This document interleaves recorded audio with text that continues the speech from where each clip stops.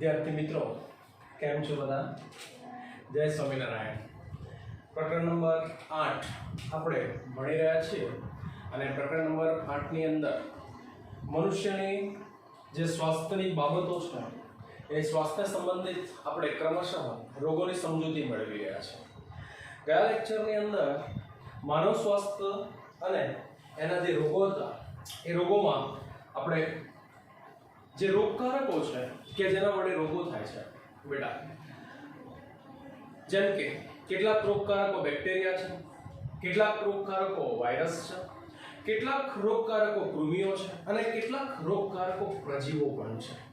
તો લાસ્ટ લેક્ચરમાં આપણે બેક્ટેરિયા વડે થતા જે રોગો છે એવા બે રોગોનો અભ્યાસ કર્યો, જેમાં પહેલો રોગ જે હતો એનું શું નામ આપ્યું તો કે સાહેબ એકને ટાઇફોઇડ અને બીજો કયો હતો તો સાહેબ બીજો જે રોગ હતો એને આપણે શું કહીએ તો સાહેબ એને બીજો જે રોગ હતો એને આપણે ન્યુમોનિયા તરીકે ઓળખીએ। બંને રોગના લક્ષણો, જવાબદાર રોગકારક સજીવનું નામ બધું જ બરાબર છે। મેં તમને સરસ મજાનું ચલાવી આપ્યું છે। આશા છે મને કે તમે બધાએ હોમવર્ક કર્યું હશે અને તૈયારી પણ કરી હશે। એ જ રીતે આપણે વાયરસ દ્વારા થતો જે સામાન્ય શરદીનો નામનો જે રોગ છે એની પણ આપણે ગઈ વખતે સમજૂતી આપી છે બરાબર। અને કૃમિ વડે થતા બે રોગો, જેમાં એક હતો એસ્કેરિયાસિસ બરાબર, કરમિયા કહેવાય અને કરમિયા વડે થતો રોગ, અને બીજો એક સરસ મજાનો રોગ હતો જેનું નામ હતું ફિલારિયા, હા, ફિલારિયલ કૃમિ વડે થતો રોગ। તો અહીંયા આ જે રોગ હતો જેને આપણે હાથીપગો તરીકે ઓળખીએ છીએ, હા, તો આવા રોગોની સમજૂતી। વિદ્યાર્થી મિત્રો, આજે આપણે બરાબર બીજો એક રોગ ભણીશું અને આ રોગ માટે જવાબદાર જે રોગકારક છે એ રોગકારકનો પ્રકાર છે પ્રજીવ। તો અહીંયા પ્રજીવો વડે થતા જે રોગો છે એ રોગોની આપણે સમજૂતી આપીશું। મુખ્યત્વે વિદ્યાર્થીઓ, પ્રજીવો વડે બે પ્રકારના રોગો અહીંયા આપણને ચોપડીમાં આપેલા છે। આમ તો ઘણા બધા પ્રકાર છે પણ આપણે અહીંયા ખાલી બે જ પ્રકાર ભણીશું। પહેલો એક રોગ છે જેનું નામ છે મેલેરિયા અને બીજો એક રોગ જે છે એને આપણે શું કહીશું તો સાહેબ એને અમીબિયાસિસ તરીકે ઓળખીશું। એને આપણે થોડી વાર પછી જોઈએ છીએ। પહેલો એક રોગ સરસ મજાનો અહીંયા આપણને આપેલો છે મેલેરિયા। શું છે મેલેરિયા બરાબર છે? એ મુખ્યત્વે આપણે જાણીએ છીએ પ્રમાણે કે સામાન્ય રીતે આ રોગનું જે લક્ષણ છે બહુ કોમન લક્ષણ, જેને આપણે એવું કહીએ કે ઠંડી હોય ને તાવ આવે, એ આ રોગનું બહુ જ કોમન લક્ષણ કહેવાય।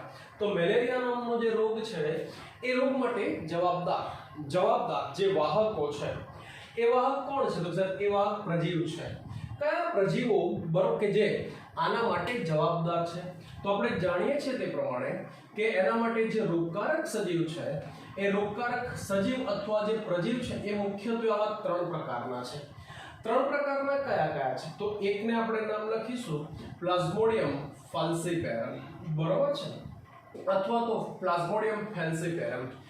બીજો એક રોગકારક પ્રજીવ જે છે જેનું નામ છે પ્લાઝ્મોડિયમ વાઇવેક્સ બરાબર છે, ફરી યાદ રાખીએ, મેં જે નામ લખ્યું એ યાદ રાખીશું, વાઇવેક્સ। અને ત્રીજો જે પ્રજીવ છે એ પ્રજીવને આપણે શું કહીશું તો સાહેબ પ્લાઝ્મોડિયમ મેલેરી તરીકે ઓળખીશું।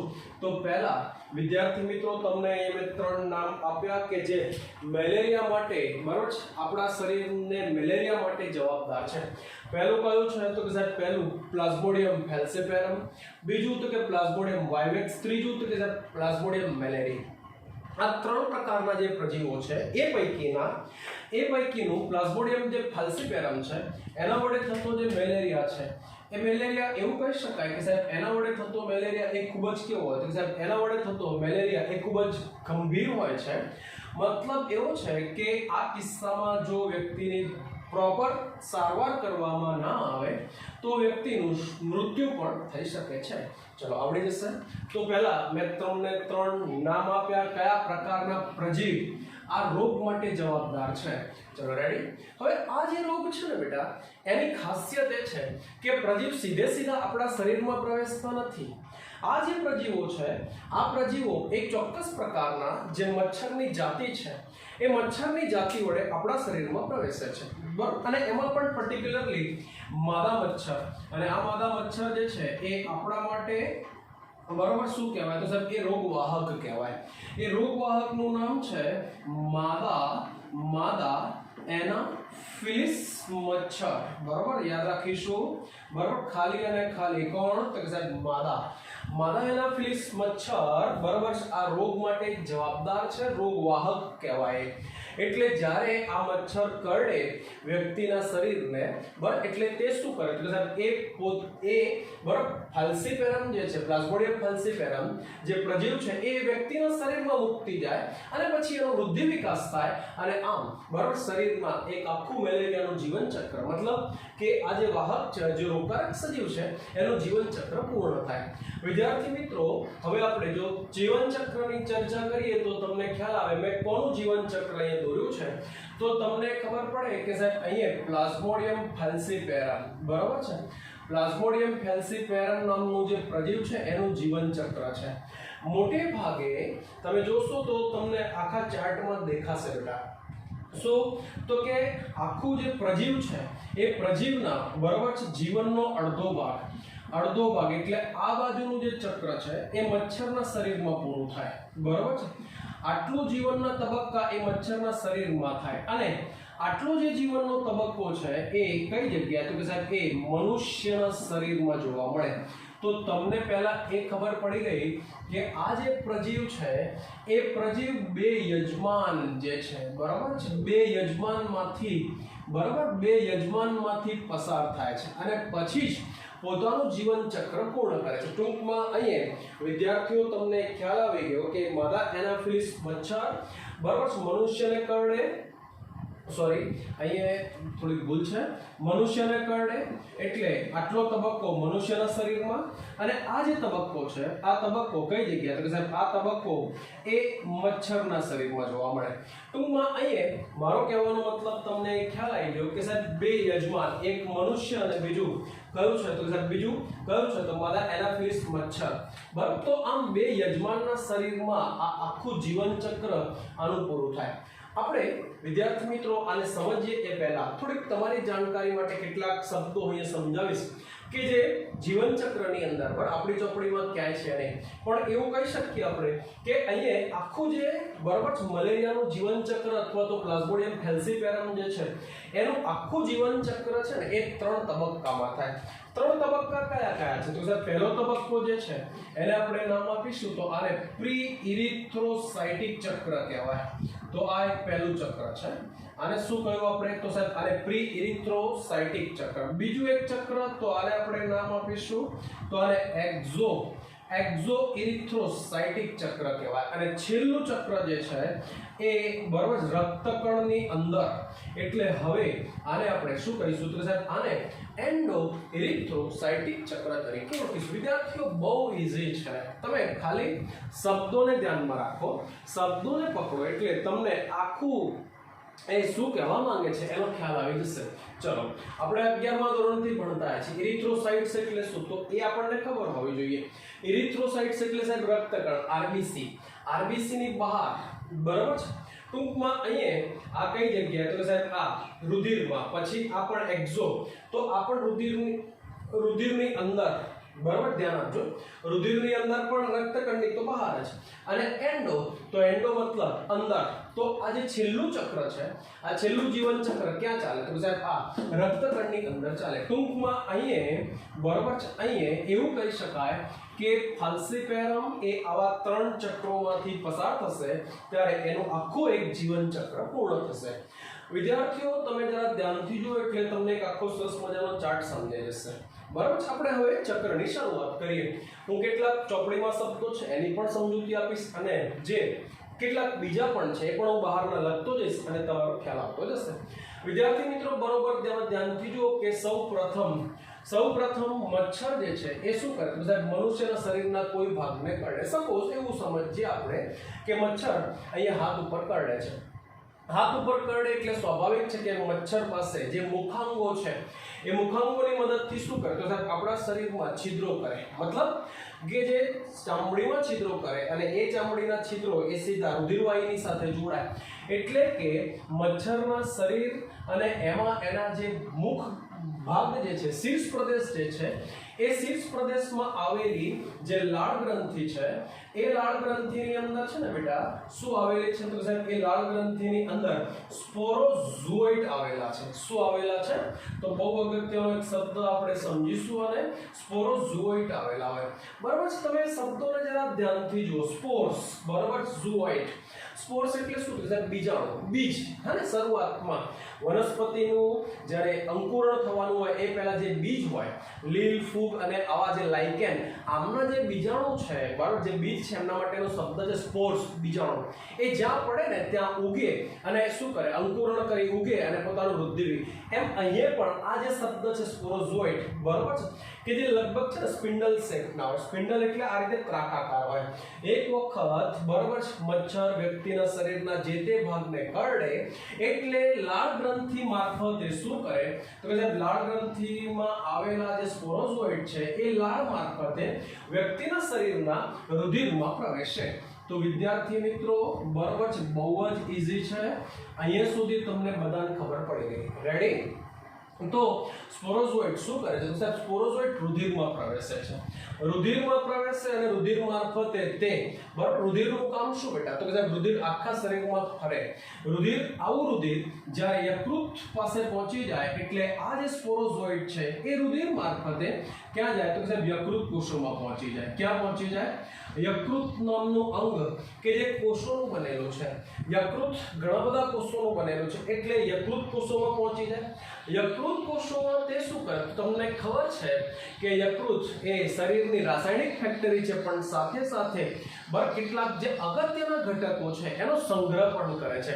એટલે ત્યાં રહી આ જે સ્પોરોઝોઇટ છે એ પોતાનો વૃદ્ધિ વિકાસ કરશે. વૃદ્ધિ વિકાસ કરશે સાથે સાથે પોતાના આકારમાં પણ રૂપાંતર કરતા જશે. એટલે આમ જુદી જુદી અવસ્થાઓ આવતી જશે. ઓકે, હવે આ જે યકૃત કોષ છે એ યકૃત કોષોમાં પ્રવેશે. એક યકૃત કોષમાંથી ખોરાક લે બરાબર, એટલે એ યકૃત કોષ ખોરાક વગરનો બની જાય, એને તોડી અને બીજા યકૃત કોષમાં પ્રવેશે. ફરી પાછું એમાંથી પોષણ મેળવે. ટૂંકમાં આ રીતે પોતાનો વૃદ્ધિ વિકાસ ચાલુ રાખે. અને હવે આ જે સ્પોરોઝોઇટ છે એ યકૃત કોષોમાં, જો મેં લખ્યું છે કે સાહેબ યકૃત કોષોમાં શું કરે? તો સાહેબ અલિંગી પ્રજનન કરે છે. અલિંગી પ્રજનન કરે, પોતાની સંખ્યામાં વધારો કરે. તમને ખબર પડી ગઈ કે પોતાની સંખ્યામાં વધારો કરવો ઇટ મીન્સ શું? તો સાહેબ ઇટ મીન્સ અલિંગી પ્રજનન. બરાબર છે. આપણે જાણીએ છીએ કે કોઈ પણ બરાબર કોષ, અને પહેલો પાઠ આપણે ભણીને આવ્યા કે એક કોષમાં જ્યારે આ રીતે અસંખ્ય કોષો બની જાય, હે ને, ઘણું બધું વિભાજન થાય, તો આ રીતે અસંખ્ય કોષો બને, આને શું કહેવાય? તો સાહેબ આને બહુભાજન કહેવાય. તો બહુભાજન કોનો પ્રકાર થયો? તો સાહેબ અલિંગી પ્રજનનનો.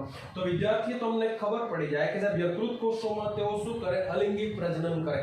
એમની સંખ્યામાં બહુ મોટો વધારો થાય એટલે હવે આ કોષ ભ્રષ્ટ થઈ જાય, બ્લાસ્ટ થઈ જાય. ટૂંકમાં કોષ તૂટે અને આમ યકૃત કોષને તોડી અને ફરી પાછા તેઓ ક્યાં પહોંચી જાય? તો કે સાહેબ રુધિરમાં પહોંચી જાય.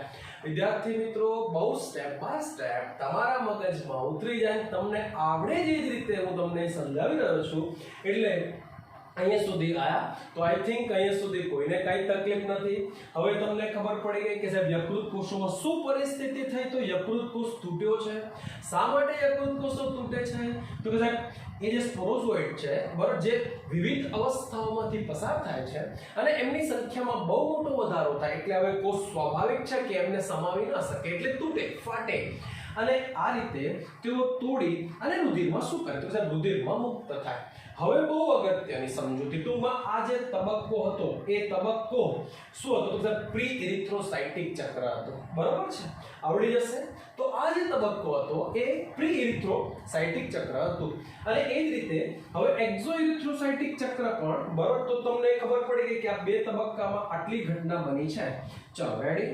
હવે જે તબક્કો શરૂ થાય એ તબક્કાને હવે આપણે શું કહીશું? તો કે સાહેબ હવે જે તબક્કો શરૂ થાય એ તબક્કાને આપણે એન્ડો ઇરિથ્રો બરાબર છે સાઇટિક ચક્ર કહીશું. રેડી. તો હવે જે બરાબર છે પરોપજીવી, ટૂંકમાં પરોપજીવી કે સ્પોરોઝોઇટ, એ જે પરોપજીવી રુધિરમાં પ્રવેશ્યા છે અને રુધિરમાં રહેલા જે રક્તકણો છે એ રક્તકણોમાં પ્રવેશી જાય. રક્તકણોમાં પ્રવેશે એટલે રક્તકણની અંદર શું કરતો સાહેબ? અલિંગી પ્રજનન કરે. અલિંગી પ્રજનન કરે એટલે ફરી પાછું તમને ખબર પડી ગઈ કે પોતાની સંખ્યામાં બહુ મોટો વધારો કરે. તમે જોશો તો તમને ખ્યાલ આવશે. બરાબર, રક્તકણમાં પ્રવેશ્યા અને વિભાજન પામી અને પોતાની સંખ્યામાં આ પરોપજીવીઓ બહુ મોટો વધારો કરે. રક્તકણની કેપેસિટી નથી તેઓ એમને સમાવી શકે એટલે રક્તકણ આરબીસી શું થાય? તૂટે.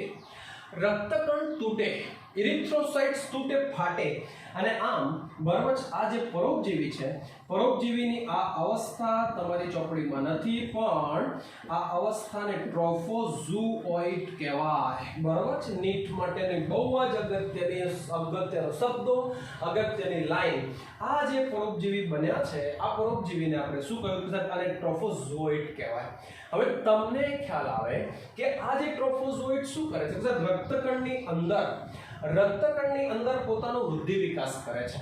પણ રક્તકણની પાસે તમને ખ્યાલ છે કે સાહેબ રક્તકણની પાસે હિમોગ્લોબિન નામનું સંયુગ્મિક પ્રોટીન આવેલું છે. એટલે આ ટ્રોફોઝોઇડ શું કરશે તો સાહેબ પેલા હિમોગ્લોબિન જે છે એ હિમોગ્લોબિનનું વિઘટન કરશે. હિમોગ્લોબિનનું વિઘટન કરશે એટલે એમાંથી છે ને હિમ સમૂહ છૂટો પડશે. હિમ સમૂહ એટલે કે સાહેબ આયરન કન્ટેનિંગ, બરોબર, આયરન કન્ટેનિંગ પ્રોટીન છે. તો આ જે હિમ છે, આ હિમ એ એક પ્રકારનું વિષ અથવા તો ઝેરી દ્રવ્ય કહેવાય. ટૂંકમાં એવું કહેવાય કે તે આપણા માટે નુકસાન કરતા છે. મતલબ કોષો માટે નુકસાન કરતા છે. એટલે પરોપજીવીઓ આ જે હિમ છે, આ હિમને હવે શેમાં રૂપાંતર કરી નાખે તો કે સાહેબ એને તેઓ હિમોઝોઇનમાં રૂપાંતર કરી નાખે. અને આ હિમોઝોઇન આ ટ્રોફોઝોઇડ અથવા જે પરોપજીવીઓ છે એમના માટે ફાયદાકારક છે, પણ આપણા માટે કેવું તો કે સાહેબ આપણા માટે નુકસાનકારક છે.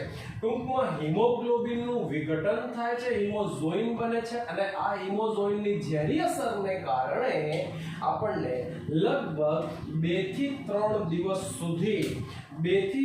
દિવસ સુધી એવું કહેવાય કે સતત ઠંડી વાયને તાવ આવે, જે મેલેરિયાનું લક્ષણ છે. તો વિદ્યાર્થી મિત્રો, તમને ખબર પડી કે તાવ કેમ આવે, કઈ પરિસ્થિતિમાં તાવ આવે, એ પણ મેં તમને એ સમજાવ્યું. ચલો હવે ફરી પાછા આપણે આવી જઈએ. આખી પ્રક્રિયા કઈ જગ્યાએ થઈ રહી છે તો કે સાહેબ આખી પ્રક્રિયા રક્તકણમાં થઈ રહી છે. બરોબર છે. તાવ આવે, અન્ય લક્ષણો જેવા કે એનિમિયા સર્જાય. એનિમિયા જોવા મળે કેટલીક વખતે. બરોબર, મોટું થવું અને સ્પિનિયોલોજી કહેવાય આને. તો આવા લક્ષણો પણ એમાં જોવા મળે. અને આ રીતે મુક્ત થયેલા આ પરોપજીવી હવે શું કરે તો સાહેબ એક રક્તકણમાંથી બહાર નીકળી તોડી અને બીજા રક્તકણને ચેપ લગાડે.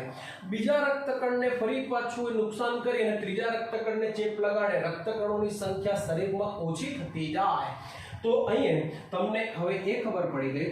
અને હવે બહુ અગત્યનું કામ, માનવ શરીરની અંદર રુધિરમાં રહેલા જે રક્તકણો છે એની અંદર આ ટ્રોફોઝોઇડ શું કરશે તો સાહેબ આ ટ્રોફોઝોઇડ છે ને લિંગી પ્રજનન કરે છે. ટૂંકમાં એવું કહી શકાય કે તેઓ અથવા આ પરોપજીવીઓ 2 પ્રકારના જન્યુકોષો બનાવે. 2 પ્રકારના જન્યુકોષો લિંગી પ્રજનનમાં, એટલે કે એક નરજન્યુ છે અને બીજો કયો છે તો સાહેબ બીજો માદાજન્યુ છે.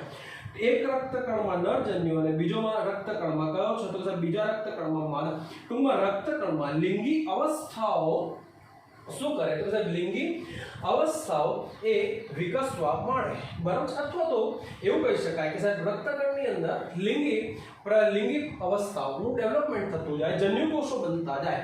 અને હવે બહુ અગત્યની સમજૂતી, હવે તો તમને અહીંયાથી આ રીતે ખબર પડી ગઈ કે સાહેબ સ્પોરોઝોઇટે શું કર્યું છે તો સાહેબ છેલ્લું સ્ટેજ ટ્રોફોઝોઇટ હતું અને હવે એમણે લિંગી પ્રજનનની ક્રિયા કરી. નરજન્યુ અને માદાજન્યુને બનાવ્યા. નરજન્યુ એક રક્તકણમાં, બીજો માદાજન્યુ બીજા રક્તકણમાં. ટૂંકમાં રુધિરના રક્તકણો જે છે એમાં શું છે તો સાહેબ દરેક રક્તકણમાં આ રીતે નર અને માદાજન્યુ કોષો એની અંદર છે. આ સ્થિતિમાં જો બીજી કોઈ માદા એનાફિલિસ મચ્છર, બરાબર છે, એવું નહીં કે સેમ એજ મચ્છર મનુષ્યને કરડે, એ નહીં બેટા, બીજું કોઈ પણ માદા એનાફિલિસ મચ્છર જો કરડે, બરાબર, વ્યક્તિને જો કરડે એટલે સ્વાભાવિક છે કે મચ્છરનો ખોરાક છે રુધિર, હે ને, તો જ્યારે એ વ્યક્તિના શરીરમાં રહેલા રુધિરને ચૂસે, મતલબ કરડે એટલે રુધિરને ચૂસે, તો એ રુધિર મારફતે આ જન્યુ કોષો શું કરે, તો મચ્છરના શરીરમાં પ્રવેશી જાય. મચ્છરના શરીરમાં પ્રવેશે એટલે મચ્છરનું જે પાચન તંત્ર છે એ પાચન તંત્રમાં આ જન્યુ કોષો ત્યાં પ્રવેશી જાય અને હવે મચ્છરના શરીરમાં જન્યુ કોષો શું કરે, તો સાહેબ એકબીજા સાથે જોડાય એટલે ફલનની ક્રિયા કરે, ફલન થાય, ફલિતાંડ રચાય, ફલિતાંડ રચાય, વિકાસ થાય, વિકાસની પ્રક્રિયા થાય અને ફરી પાછું શું બનશે, તો સાહેબ શરૂઆતની જે અવસ્થા બનશે આ અવસ્થાને સ્પોરોઝોઇટ કહેવાય અને આ સ્પોરોઝોઇટ એ આંતરમાર્ગમાંથી અથવા તો આંતરડામાંથી ક્યાં પહોંચી જાય, તો સાહેબ મચ્છરના શરીરના મુખમાં આવેલી જે લાળ ગ્રંથિઓ છે એ લાળ ગ્રંથિ સુધી પહોંચી જાય. રેડી? અને ફરી પાછું આવું મચ્છર બીજી કોઈ સ્વસ્થ વ્યક્તિને કરડે એટલે ફરી પાછું બરાબર શું કરે, પોતાની લાળ ગ્રંથિમાંથી જે લાળ છે એ મનુષ્યના રુધિરમાં મૂકતું જાય અને એ લાળની અંદર શું આવેલા છે, સાહેબ સ્પોરોઝોઇટ આવેલા છે. તો એ સ્પોરોઝોઇટ ફરી પાછું શું કરે, બીજી વ્યક્તિના શરીરમાં પ્રવેશી પોતાનો વૃદ્ધિ વિકાસ ચાલુ કરે અને આ રીતે ફરી પાછું પોતાનું જીવન ચક્ર પૂર્ણ કરે. ટૂંકમાં મચ્છરની જે અવસ્થા બરાબર છે જ્યાં સુધી માનવ શરીરમાં રહે છે લગભગ 2 થી 3 દિવસ સુધી, ત્યાં સુધી એને શું આવે, તો સાહેબ ત્યાં સુધી એને તાવ આવે, બરાબર. તો આ જે સ્થિતિ છે એને આપણે શું કહીએ, તો સાહેબ આ જે રોગ છે આ રોગને આપણે મેલેરિયા તરીકે ઓળખીએ. મેલેરિયા તો મેં તમને સમજૂતી આપી, બહુ ગંભીર રોગ નથી, પરંતુ જો સમયસર એની સારવાર મળી જાય તો વ્યક્તિને મટી શકે છે 1 થી 2 થી 3 દિવસ સુધી. અને વ્યક્તિને ઠંડી વાયને ધ્રુજારી થઈને તાવ આવે, પણ તમે લોકો કેમેસ્ટ્રીમાં ક્યાંક ભણો છો ક્લોરોક્વિનાઇન, બરોબર છે, આવી દવા જો એને આપવામાં આવે વ્યક્તિને તો 2 થી 3 દિવસનો જે ડોઝ છે એ ડોઝ સુધી એ લે અને પછી વ્યક્તિના શરીરમાં ક્રમિક તાવમાં ઘટાડો થતો જાય અને વ્યક્તિ સ્વસ્થ બની ગઈ છે એવું કહી શકાય. તો એક સરસ મજાનો રોગ આપણે મેલેરિયા નામનો જે રોગ હતો એની આપણે એક સરસ મજાની સમજૂતી આપી. તો આઈ હોપ વિદ્યાર્થી મિત્રો કેટલીક સમજૂતી અહીંની હતી અને કેટલીક સમજૂતી જે છે એ બરાબર જૂના સિલેબસ મતલબ કે વધારાની સમજૂતી હતી, પણ મેં તમને સરસ મજાનું એક ચક્ર સમજાવ્યું, કોઈ જગ્યાએ તમને ક્યાંય બરાબર ભૂલ ના પડે. પણ વિદ્યાર્થી મિત્રો બહુ અગત્યની બાબત તમારે એ યાદ રાખવાની છે કે અહીંયાથી બરાબર છે એમસીક્યુ પૂછાવાની બહુ જ શક્યતાઓ છે નીટ અને સ્કૂલની પરીક્ષામાં. તો સ્પોરોઝોઇટ ક્યાં જોવા મળે, બરાબર છે, પછી યકૃત કોષમાં કોણ પ્રવેશે, રક્તકણમાં કઈ સ્થિતિ થાય, અને તો તમે આ બધી જ અવસ્થા બરોબર ધ્યાનથી સમજો તો આઈ હોપ કે તમે શું તો કે સાહેબ પ્રશ્નોના ચોક્કસ જવાબ આપી શકો છો. આવો એક બીજો સરસ મજાનો રોગ આપેલો છે, પ્રજીવ વડે થતો રોગ છે. પ્રજીવ વડે થતા આ રોગને હવે આપણે શું કહીશું તો સાહેબ આને અમીબિયાસિસ તરીકે ઓળખવામાં આવે. ફરી એક વખત બોલું, આ જે રોગ છે આ રોગ બરોબર શું નામ લખ્યું મેં, તો આને આપણે નામ આપીશું તો કે સાહેબ આને અમીબિયાસિસ તરીકે ઓળખવામાં આવે અથવા તો આને અમીબિયા મરડા તરીકે ઓળખવામાં આવે. આનું જ બીજું નામ અહીંયા લખી દઉં, આને જ બીજા શબ્દોમાં અમીબિયા મરડો પણ કહે છે. તો વિદ્યાર્થીઓ આ પણ એક પ્રજીવ વડે થતો રોગ છે અને પ્રજીવનું નામ છે એન્ટેમીબા, બરાબર છે, એન્ટેમીબા હિસ્ટોલાઇટિકા. ઓકે વિદ્યાર્થીઓ બધા જ રોગકારકોનું નામ આપણને આવડવું જ જોઈએ, બરાબર છે. હું બધાની ટેક્સ્ટબુક ચેક કરીશ એટલે બધાની ટેક્સ્ટબુકમાં આવા નામની નીચે અંડરલાઈન થયેલી જ હશે, બરાબર છે. તો એન્ટેમીબા હિસ્ટોલાઇટિકા નામનો જે પ્રજીવ છે એ પ્રજીવ આ રોગ માટે જવાબદાર છે અને આ રોગનું જે વાહક છે તો વાહક કોણ છે તો કે સાહેબ આપણા ઘરમાં જોવા મળતી જે ઘર માખી છે હાઉસ ફ્લાય, બરાબર છે. હાઉસ ફ્લાય એ આ રોગ માટેનું શું કહેવાય તો સાહેબ આ રોગ માટેનું વાહક કહેવાય. વિદ્યાર્થી મિત્રો તમે જાણો છો એ પ્રમાણે કે સાહેબ એનો ફેલાવો પણ તો કે સાહેબ ફેલાવો જ્યારે આવી માખી આવી જે દર્દી છે આવા વ્યક્તિ દ્વારા જ્યારે ખુલ્લામાં મળની પ્રક્રિયા કરવામાં આવે બરાબર છે। તો એ મળ ઉપર જ્યારે માખી જઈને બેસે ત્યારે આ જે પ્રજીવ છે એ માખીના શરીરમાં પહોંચી જાય અને પછી આવી માખી શું કરે તો સાહેબ પાણી ખોરાક કે પછી અન્ય રીતે બરાબર છે એ દૂષિત કરે, દૂષિત કરેલો જે ખોરાક છે કે પછી દૂષિત કરેલું જે પાણી છે અન્ય પેદાશો સુધી તે વહન કરી અને પછી જ્યારે એ આપણા દ્વારા લેવામાં આવે ત્યારે એ ફરી પાછું આપણા શરીરમાં પ્રવેશી અને શું કરે તો સાહેબ આપણને અમીબીય મરડો કરે। એના જે લક્ષણો છે તો એના લક્ષણોની જો આપણે ચર્ચા કરીએ તો આ રોગમાં થતો બરાબર છે જે મળ છે વ્યક્તિનો મળ એ ખૂબ જ ચીકણો હોય એટલે કે અતિશ્લેષ્મીય અતિશ્લેષ્મીય મળનો સ્ત્રાવ થાય, મળનો ત્યાગ થાય। સાથે સાથે કેટલીક વખતે મળની અંદર એવું પણ કહી શકાય કે રુધિરની ગાંઠો પણ જોવા મળે। બહુ મોટી અને સામાન્ય જે સમસ્યા છે કોન્સ્ટિપેશન એટલે કે કબજિયાત થવી આ રોગની બહુ જ સામાન્ય સમસ્યા છે। મળો અને આમાં થોડોક ફરક છે બરાબર। જલ્દીથી જે મળ છે એ એની જગ્યાએથી ખસે નહીં એટલે ઉદર પ્રદેશમાં સતત દુખાવો થયા કરે। ટૂંકમાં મેં તમને કહ્યું કે ઉદરમાં દુખાવો થવો, ખેંચાણ થવું એ ભાગની અંદર એ આના ખૂબ જ સામાન્ય લક્ષણો છે એવું કહી શકાય। તો વિદ્યાર્થી મિત્રો ફરી પાછો આપણે અહીંયા એક બીજા રોગની પણ ચર્ચા કરી। રોગનું નામ હતું અમીબિયાસિસ અથવા અમીબીય મરડા તરીકે પણ ઓળખવામાં આવે। તો આઈ હોપ વિદ્યાર્થી મિત્રો જે રોગકારકો હતા આ બધા જ રોગકારકોની આપણે સરસ મજાની 2 લેક્ચરમાં સમજૂતી આપી। નેક્સ્ટ લેક્ચરમાં આનાથી આગળ આપણે જઈશું। Okay, good bye.